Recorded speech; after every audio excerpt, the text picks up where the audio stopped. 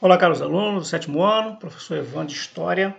Estamos aqui para fazer a correção da nossa aula de número 16, parte 2, que está na página 156 do livro, as questões 4, 5, 6, 7, 8, 9 e 10.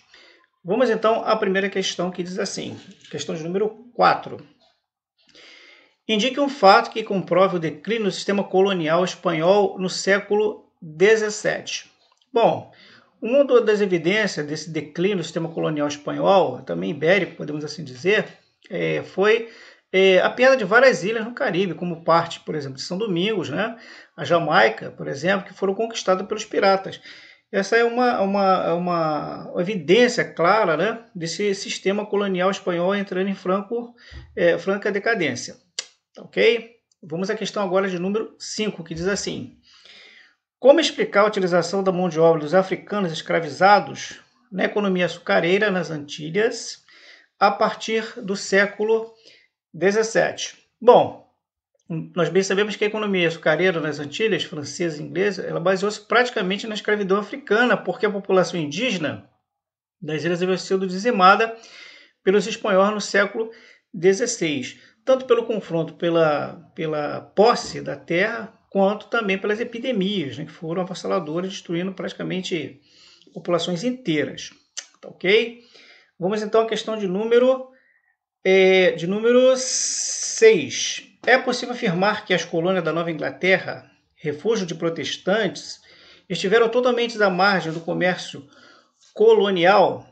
Bom, nós podemos afirmar categoricamente que não, porque as colônias da Nova Inglaterra, né, que são aquelas terras, né, que foram gradativamente sendo ocupadas, né, na América do Norte, desenvolveram a construção naval, comércio de peles, com nativos visando a exportação, como os franceses, por exemplo, eles participaram disso, do famoso comércio triangular, né, que a gente pode dizer que comprando mercadoria das Antilhas, transformando ela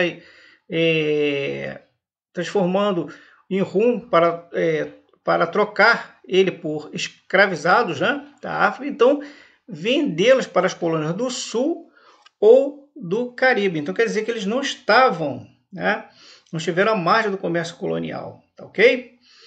Questão agora de número 7. A questão de número 7 diz o seguinte: qual é a relação de Jean-Baptiste Colbert com o mercantilismo europeu? Bom, nós devemos lembrar que Colbert foi ministro das Finanças da França, na época de Luís XIV, né? E foi ele que formulou e pôs em prática diversas ideias para fortalecer a economia francesa. Por exemplo, o monopólio comercial das colônias, a taxação sobre importações, né, de manufaturados pelo reino, né? E isso foi incentivando também a marinha, entre outras coisas, né? Incentivo da marinha, outras coisas. E a sua importância foi tanta que os historiadores passaram a chamar o mercantilismo, né, francês de colbertismo. Tá ok? Muito bem, vamos agora à questão de número 7. 7 diz assim: 7 não, 8, né? Qual é a relação entre a formação do Império Português e o sistema de feitorias? Bom, devemos lembrar que os portugueses optaram por uma estratégia de negócios baseada no estabelecimento de feitorias, fortificações que se limitaram apenas ao litoral, né, em direção ao interior. Foi tanto assim na América quanto na Ásia e na África, né? E somente o Brasil foi, de fato, realmente colonizado. Tá ok? Muito bem. Vamos então à questão de número 9. A questão de número 9 diz assim: por que a afirmação a seguir é falsa? Diz assim: os africanos vendidos como escravos nas Antilhas não tinham para onde fugir porque, além de desconhecer aquelas terras, as ilhas eram muito pequenas. Bom, nós podemos dizer que em todas as colônias escravistas da América houve fuga de escravizados, independente da extensão territorial, pequenas ou grandes, né, das colônias, ou mesmo por causa do desconhecimento do território pelos cativos. Por quê? Além disso, uma das marcas da colonização das Antilhas foi a força dos inúmeros quilombos que eles se formaram, que era aquela agregação, geralmente escravizados fugitivos, né, que formaram formavam grupos, né, em determinado lugar para se protegerem. Alguns até conseguiram negociar com o governo colonial de modo a assegurar a liberdade de seus membros em troca de paz. Tá ok?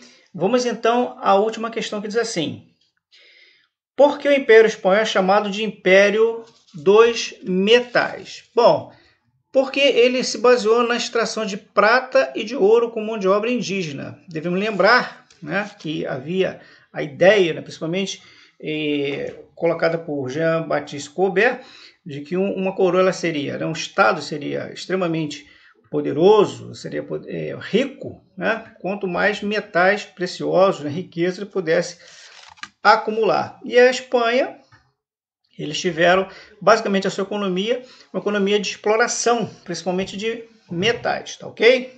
Ficamos por aqui. Desejamos a todos um forte abraço.